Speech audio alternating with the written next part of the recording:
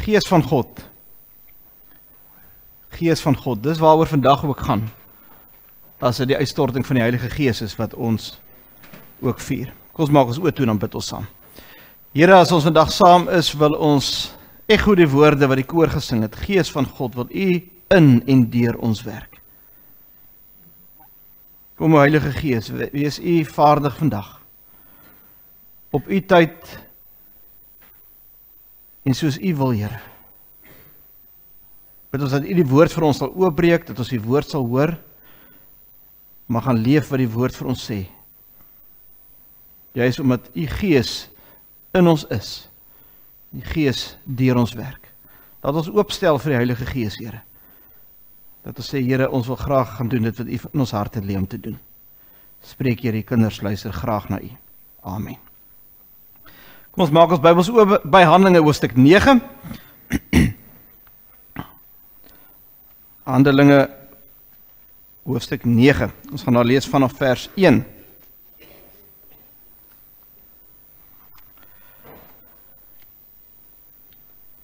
Goed, Saulus se bekering.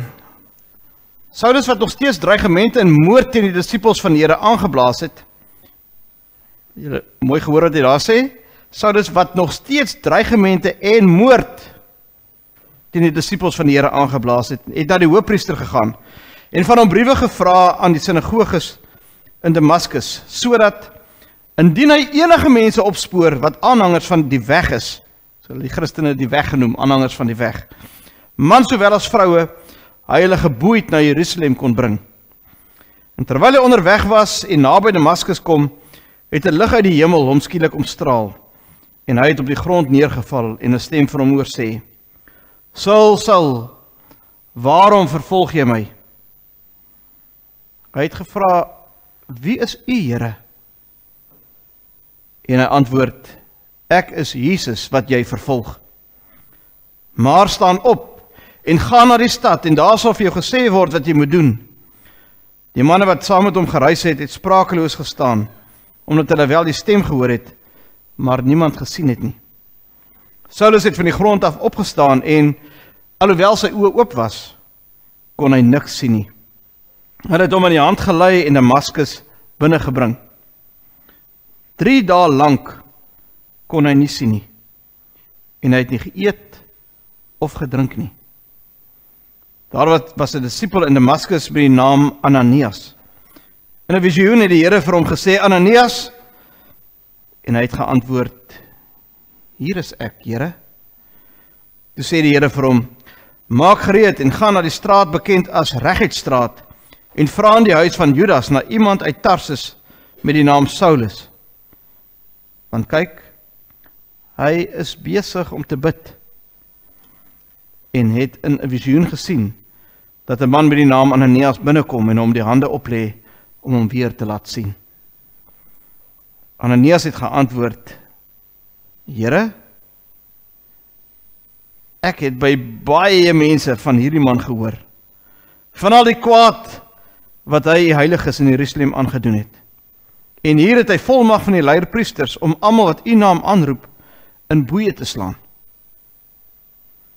Maar die Here sê vir hom, gaan, want ek het hom uitgekies as instrument om my naam uit te dra na nasies en na konings en na Israel. Ek sal boonop aan hom toon hoeveel hy ter wille van my naam moet ly. Ananias het toe vertrek en die huis binne gegaan en hom die hande opgelê. Met die woorde. Kyk mooi na die woorde. Saul, broer, die Here het my gestuur. Jesus wat in jou verskyn het op die pad waarmee jy gekom het, sodat jy weer kan sien en met die Heilige Gees vervul kan word. En dadelik het daar iets so skille van sy oë afgeval. Hy kon weer sien en het opgestaan en is gedoop. Nadat hy geëet het, het hy sy krag herwin. Ek lees tot sover. Ons tema vir vanoggend, soms laat God jou stop.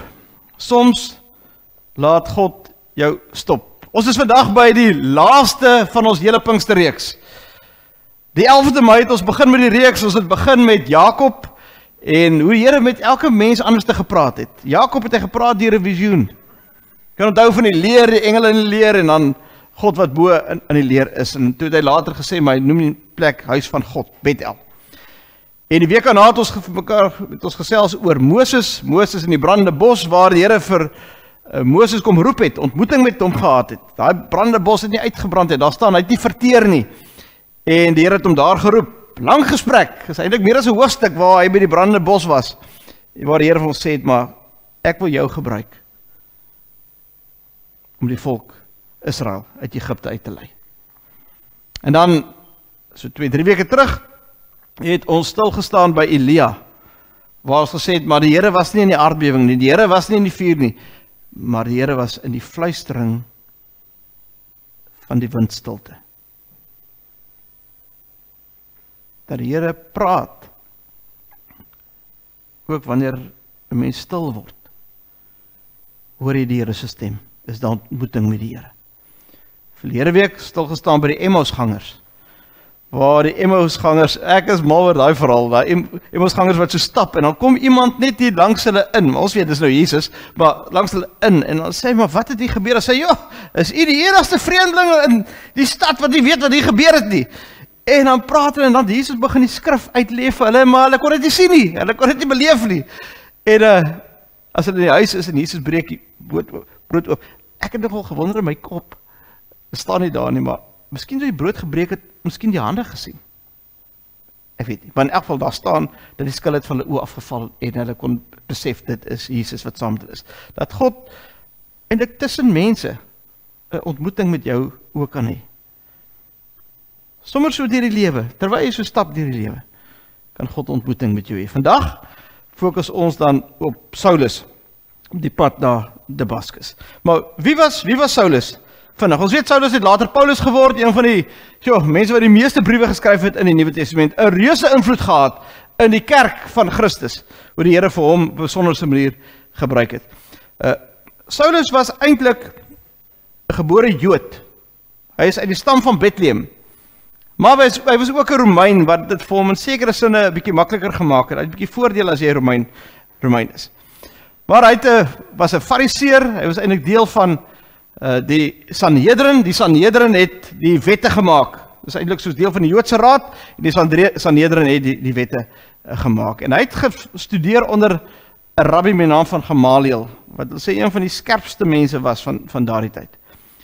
Maar selfs Paulus, was intellektueel baie skerp. As jy briewe lees, kan dit sien. So hy was onderleg in die Joodse wet. Hy het saam met hulle die wette gemaak. Hy het 'n baie sterk persoonlikheid gehad. Kyk, as hy besluit hy doen iets, dan gaan hy voluit. Daar's niks halfpas of halfmas wat hy doen nie. Dit is 120% as hy 'n ding doen.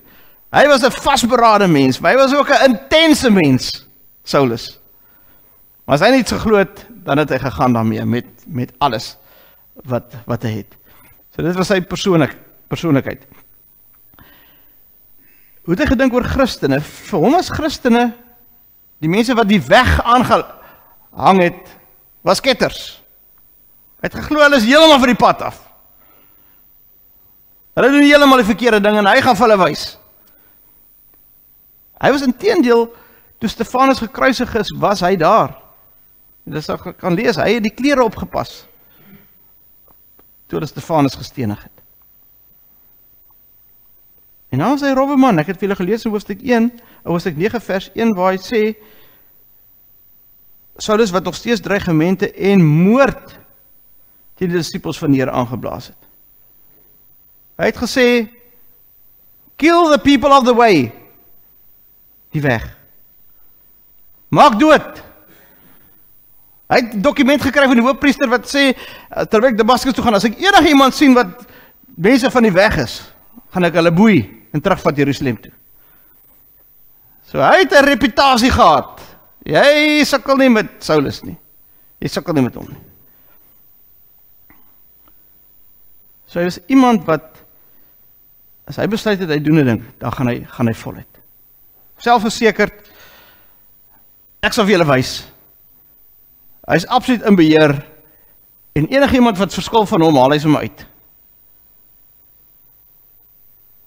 Hierdie stadium, net voordat Damaskus gebeur het, kon hy sien, maar ons weet eintlik was hy geestelik blind. Hy dink hy doen die regte ding. Was eintlik so die teenspraak, is eintlik so wonderlik as jy die gedeelte lees. As daai lig skyn in vers 4, vers 3, terwyl hy weg was en naby Damaskus kom met 'n lig uit die hemel op hom skielik omstraal. En wat gebeur? Hierdie man wat so in beheer is, val op die grond. Hierdie man wat so in beheer is, kom agter, ek kan nie sien nie, en hy weet nie, daar staan mense moes hom ophelp, mense het hom begelei. Hierdie groot Saulus, wat fisies toen nou nie meer kon sien nie. En ons weet sy geestelike oë het later oopgegaan, op die pad na Damaskus. Is baie interessant, as jy vers 4 gaan lees, staan daar, Saul, Saul, sê die Here, waarom vervolg jy my? Nie waarom vervolg jy die Christene nie? Waarom vervolg jy die mense van die weg nie? Waarom vervolg jy my? Sê die Here, is amper soos ons, as iemand jou kind vat, dan sê jy my kind vanaf, vat jy my. As jy my kind vat jy my. Dis eintlik wat die Here sê, as jy my kinders vat, dan vat jy my. Waarom vervolg jy my? En as hy daar val, en hy kan nie sien nie, dan vra hy 'n vraag. Wie is u, Here? Dis eintlik waar ware geloof begin. Ware geloof begin om eintlik oor Gods begrip te praat. Wie is u, Here? Miskien is jy in 'n moeilike situasie wat jy nou beleef. Ek weet nie waar jy in jou lewe is nie.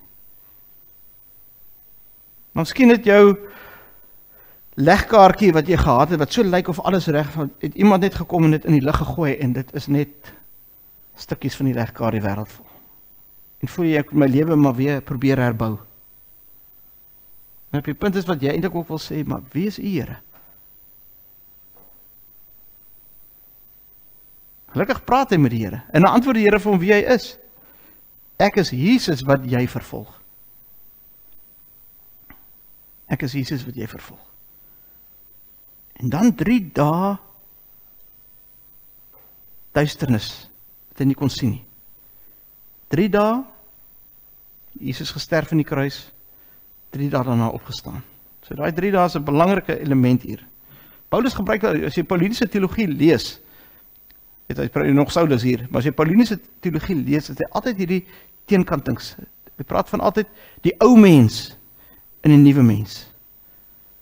Die duisternis en die lig. Hy sit altyd so teenoor mekaar. Dit is eintlik iets wat 'n mens hier beleef by hom, wat hy ook hier ervaar. Duisternis, maar dan sien hy tog. Wat sien hy? Visioen. Hy kan nie sien nie, maar hy sien 'n visioen. Julle hoor. Ek wonder hoe dit vir hom moes voel. Hoe sou dit vir jou voel as jy een oomblik nie meer kan sien nie? En na 'n uur kan jy nog steeds nie sien nie, na 5 ure kan jy nie sien nie, na 'n dag probeer jy oopmaak, jy kan nog steeds nie sien nie. Ek dink jy gaan stres, jy gaan redelik stres daaroor. Hier staan, hy het nie geëet nie, hy het nie gedrink nie, dis wat hier staan, maar hy het wel enige ding uitgebid.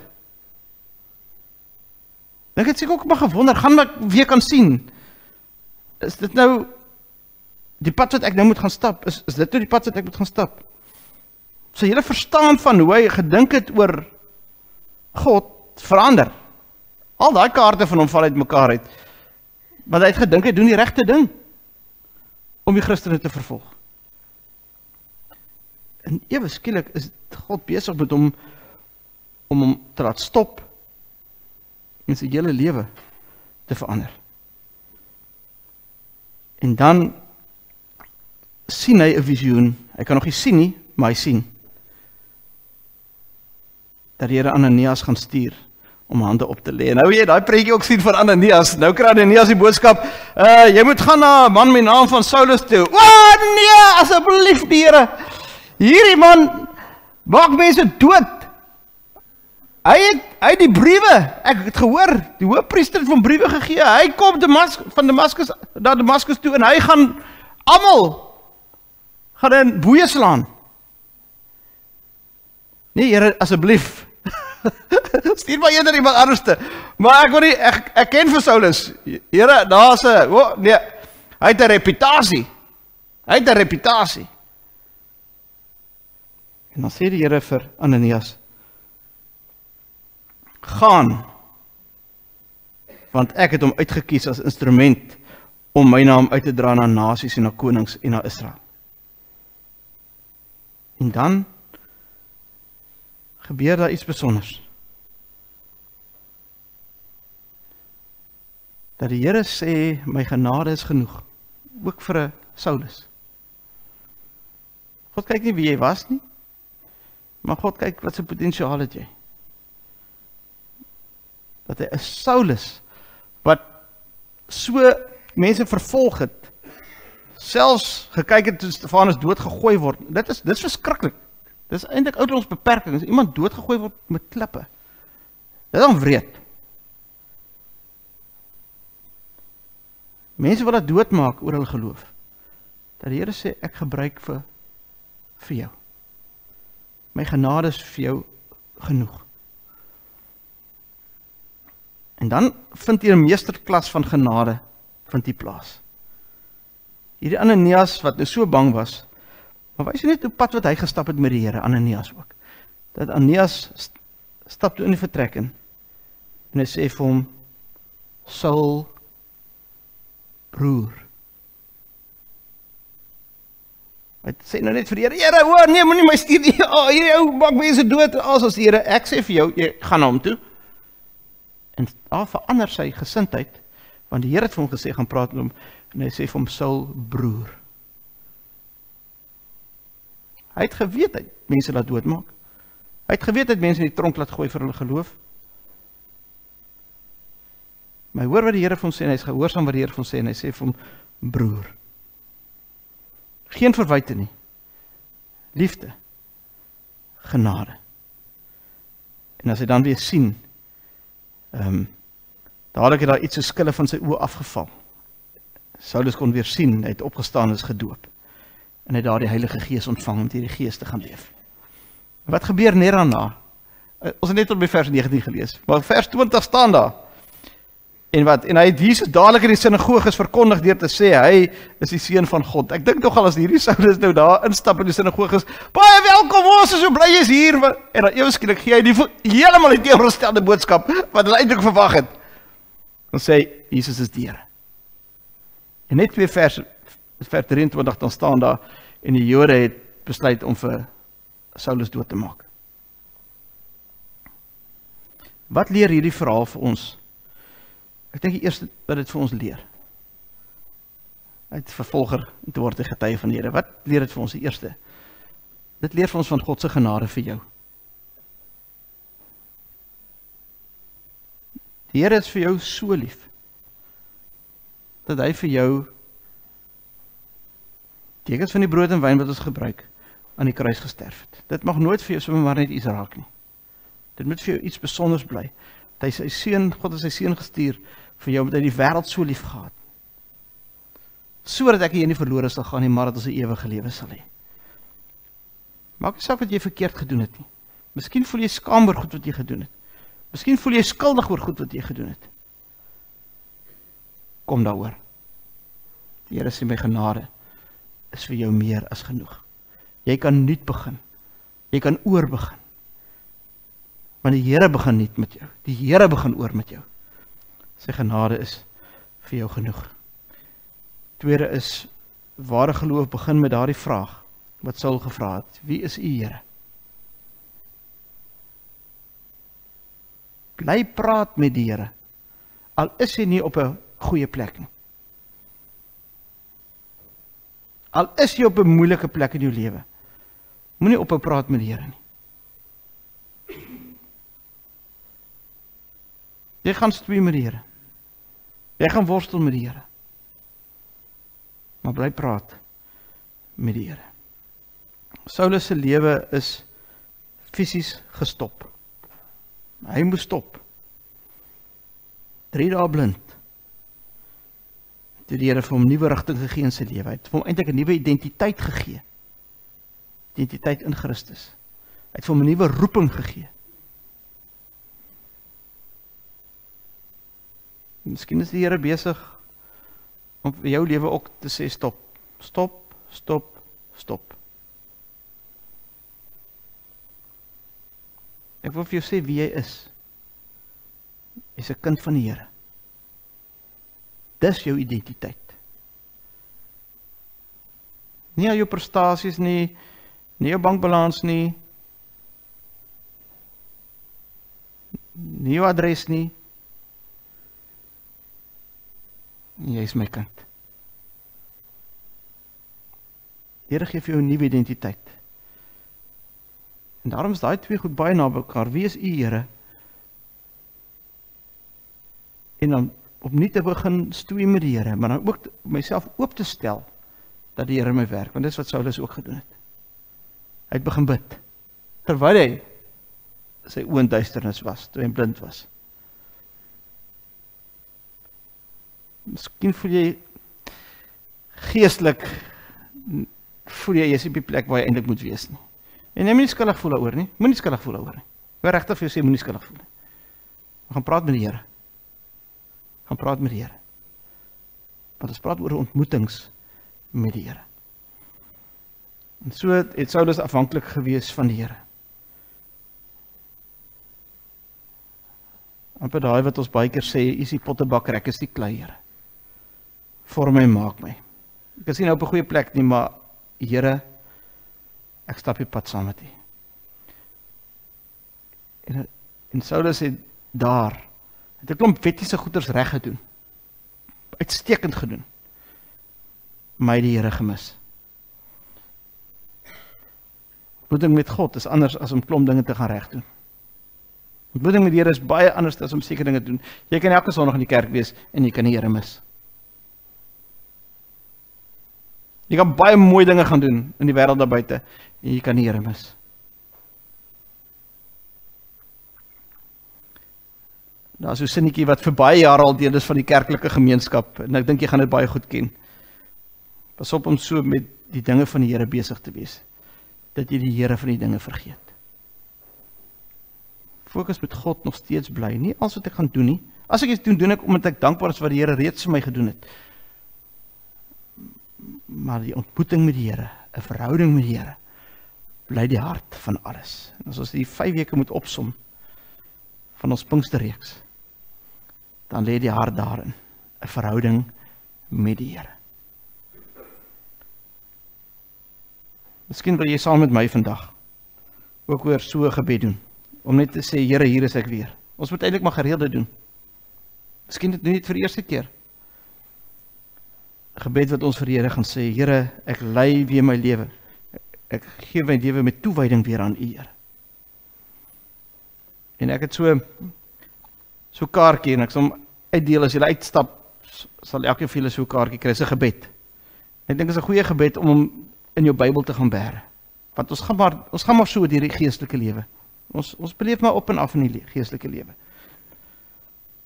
Vir jouself om te lees, of miskien is daar iemand wat die Here op jou hart plaas, om vir wie jy dit die gebed kan gee. As jy voel die Here sê dit in jou gees, bid saam met my. Maak ons oor toe, dan bid ons hierdie woorde. En ek bid dit self ook. Here Jesus, ek kom vandag na U toe. Here, net soos ek is. U ken my hart. U sien my diepste woorde in my hart. En Here, ek moet bely. Ek sukkel soms om U te verstaan. Ek sukkel om U stem duidelik te hoor. Ek vra waarvoor ek nie antwoorde het nie. Maar tog weet ek, U is hier. U is getrou. U gee nie met my op nie. Ek glo U het 'n doel met my lewe, selfs wanneer ek dit nie kan sien nie. Dan werk U steeds in my. Soos U Saulus geroep het, roep U my ook. Nie omdat ek volmaak is nie, maar omdat U my liefhet. Ek verlang na 'n ontmoeting met U. Nie net 'n mooi oomblik nie, maar 'n ware hartsverandering. Here, breek my trots af en neem my vrese weg. Here Jesus, vergewe my sondes. Was my skoon. Maak my geestelike oë oop. Laat my U stem hoor in die stilte van my hart. Here Jesus, U het gesterf vir my, opgestaan vir my, opgevaar vir my, en tog is U steeds by my, deur die Heilige Gees wat in my hart woon. Watter groot genade. Ek gee myself weer vir U. Nie net my woorde nie, maar my hele lewe. Vorm my, lei my, gebruik my soos U wil. Ek wil U volg, Here, selfs al is die pad nie altyd duidelik nie. Ek vertrou U, want U is God. U doel met my lewe is groter as wat ek ooit alleen kan verstaan.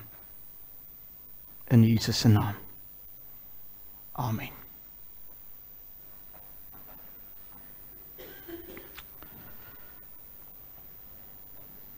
Ek lees graag vir ons die formulier vir die bediening ook so van die nagmaal. Broers en susters in ons Here Jesus Christus, ons is vandag genooi na die tafel van genade. Nie omdat ons dit verdien nie, maar omdat Jesus Christus ons verlosser self ons nooi.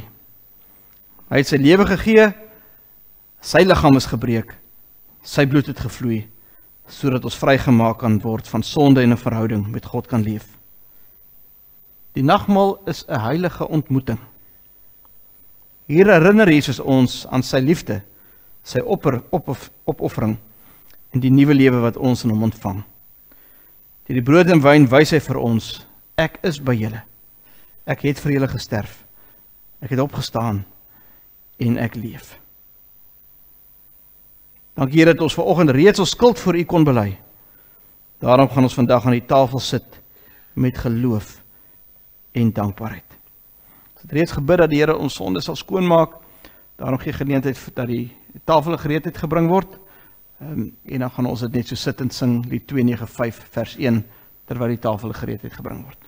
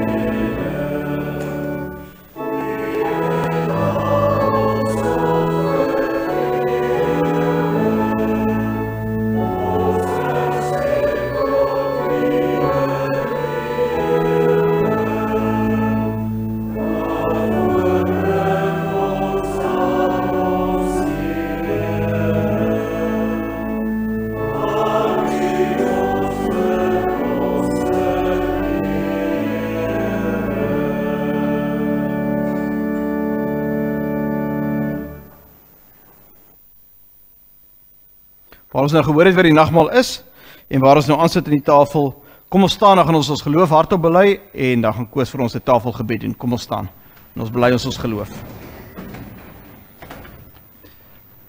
Ek glo in God die Vader, die Almagtige, die Skepper van die hemel en die aarde,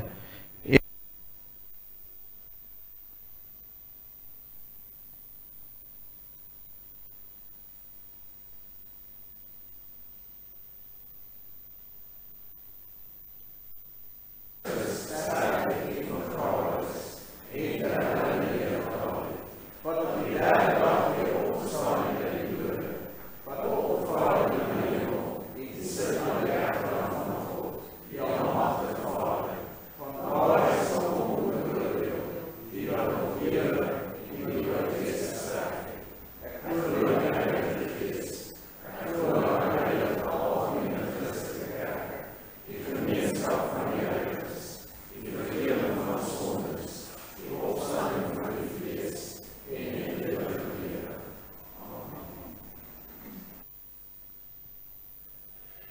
Here, ons staan hier met diepe dankbaarheid by die herdenkingstafel, Here, waar ons herinner word aan die beloftes wat volbring is, Here, dat U Seun gestuur het, wat vir ons sondes gesterf het, Here, wat opgestaan het, opgevaar het na die hemel, Here, waar hy inspraak doen vir ons, en ook in die tyd sy gees gestuur het, Here, U Gees wat by ons is, om ons te lei en ons sterk in ons geloof.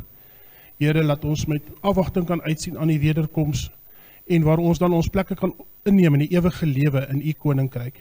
Here, seën hierdie tekens as geloofsvoeding vir ons, dat ons die hele tyd, altyd bewus sal wees van U nabyheid in ons, Here, en ook U liefde vir ons.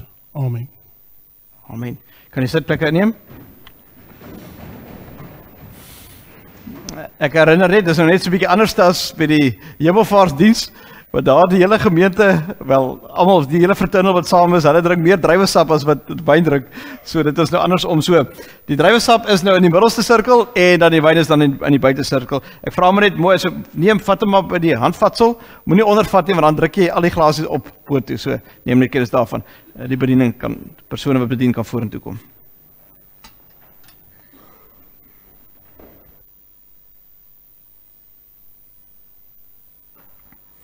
Geliefdes in die Here, die brood wat ons breek, is die liggaam van ons Here Jesus Christus.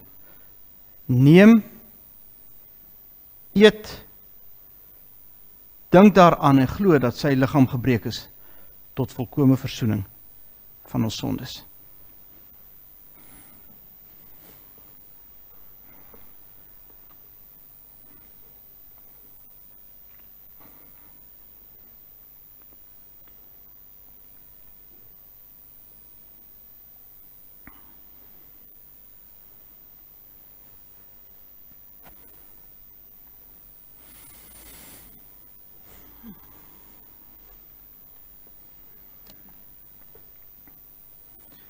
Die beker van danksegging is die gemeenskap met die bloed van ons Here Jesus Christus.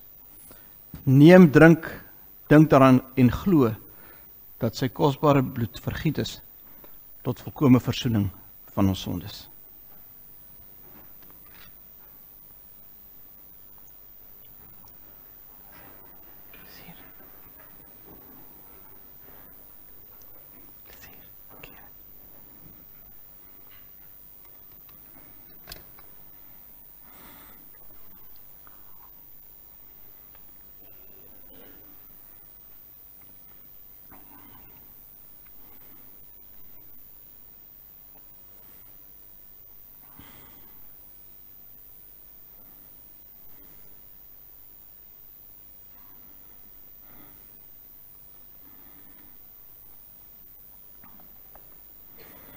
Aangesien die Here ons nou aan sy tafel gevoed het, laat ons almal sy naam met dankbaarheid prys in ons harte soos volg saamstem. Ek lees uit Psalm 103. Barmhartig en genadig is die Here, lankmoedig en vol liefde. Hy sal ons sondes nie bly toereken, nie vir ewig toornig bly nie. Hy handel met ons nie volgens ons sondes nie, vergeld ons nie vir ons ongeregtigheid nie, want so groot as die afstand tussen die hemel en die aarde is, so groot is sy liefde vir die wat hom dien. So ver as die ooste van die weste af is, so ver verwyder hy ons oortredings van ons af. Soos 'n vader hom ontferm oor sy kinders, so ontferm die Here hom oor die wat hom dien. Kom ons bid so saam. Here, dankie dat ons kan dankie sê. Dankie dat U vir ons die tekens van die brood en die wyn vir ons weer opnuut laat terugdink het vir wat U aan die kruis vir ons gedoen het. Hier lê die hart van die evangelie vir ons, en mag ons versterk word, hier waar U vir ons na die tafel genooi het. Mag ons met nuwe krag gaan leef, al worstel ons met 'n klomp dinge, al het ons nie al die antwoorde nie, maar weet ons kan na U toe kom. Dankie dat ons 'n verhouding met U kan hê, dat ons met U kan praat, maak nie saak wat 'n tyd van die dag nie. Dankie dat U hemelse posdiens vir ons gegee het, en dit is die werking van die Heilige Gees. Dankie dat ons kinders van U is, dan het ons die Heilige Gees. In Korintiërs 12 sê, niemand kan sê, Here, Here, sonder die Heilige Gees nie. Dankie dat U die Heilige Gees vir ons gegee het, om by ons en met ons en in ons te wees. Dankie Here. Amen.